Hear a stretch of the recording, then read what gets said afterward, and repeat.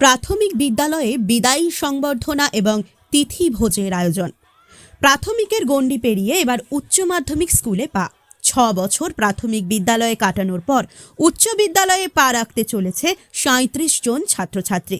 তাই শিক্ষার প্রথম আঙিনাকে চিরস্মরণীয় করে রাখতে এক অন্যরকম পথ নিল দুবরাজপুর ব্লকের কুকুটিয়া প্রাথমিক বিদ্যালয়।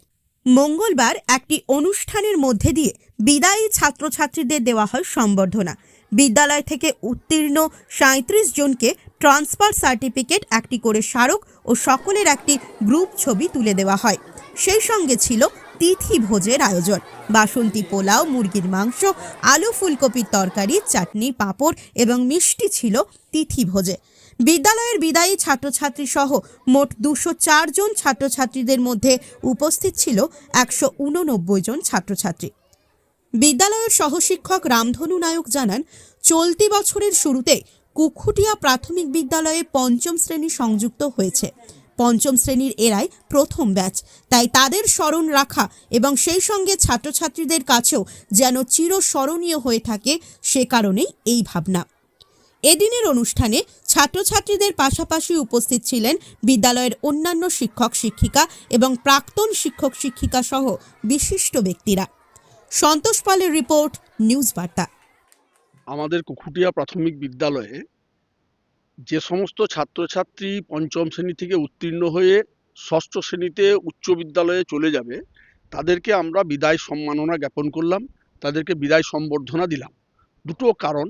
প্রথম হচ্ছে, এবছর আমরা প্রথম ব্যাচ, 2025 সালে আমাদের বিদ্যালয়ে 5ম শ্রেণী শুরু হয়, সেই হিসেবে আমাদের এরা প্রথম ব্যাচ, তাদেরকে একটু স্মরণ রাখা, তাদেরকে একটু মনে করানো।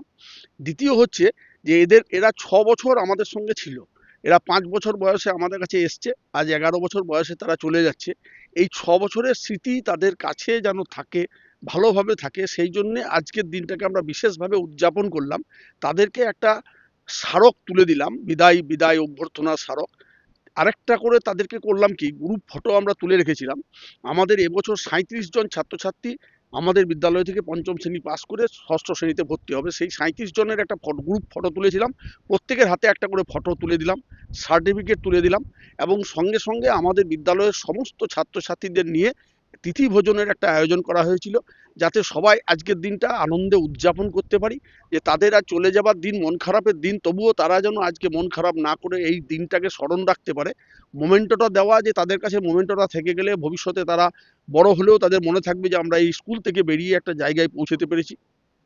দ্বিতীয় হচ্ছে যে ফটোটা দিলে তাদের জীবনের যে শেষ দিন, সেই দিনেও মনে থাকবে যে এই ফটোটা যে আমাদের সঙ্গে এরা পড়েছে। আর আমরা চেয়েছিলাম তাদের কাছে যে আমরা 6 বছর ধরে তাদের কাছে যে বার্তাটা দিতে চেয়েছি, যে তারা যেন মানুষের মতো মানুষ হয়, তারা যেন মানুষের পাশে দাঁড়ায়, ভবিষ্যতে একটা ভালো সফল মানুষে পরিণত হয়। আমাদের বিদ্যালয়ে আমি যেমন ওখানে 26 বছর শিক্ষকতা করছি, সেই জায়গা থেকে আমার বিদ্যালয়ের অন্ততপক্ষে একটা গ্রামীণ এলাকা, সেখানেও 50-60টি ছেলে ভালো চাকরি করে এবং ভালো উপার্জন করে।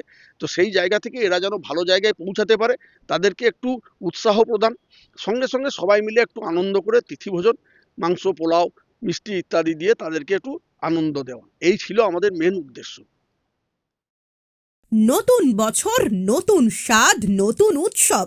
নতুন বছর মানেই আনন্দ, আর সেই আনন্দকে আরো জমজমাট করতে আপনাদের শহরে হাজির পার্বণ, একটি আধুনিক ফ্যামিলি রেস্টুরেন্ট।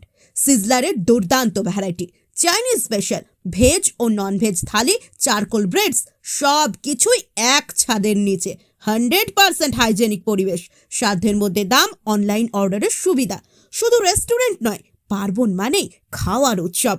ঠিকানা Pahareshwar road, Dubrajpur, landmark Yamaha showroom. তাহলে অপেক্ষা কেন? নতুন বছরকে স্বাগত জানান আমার আপনার পার্বণে।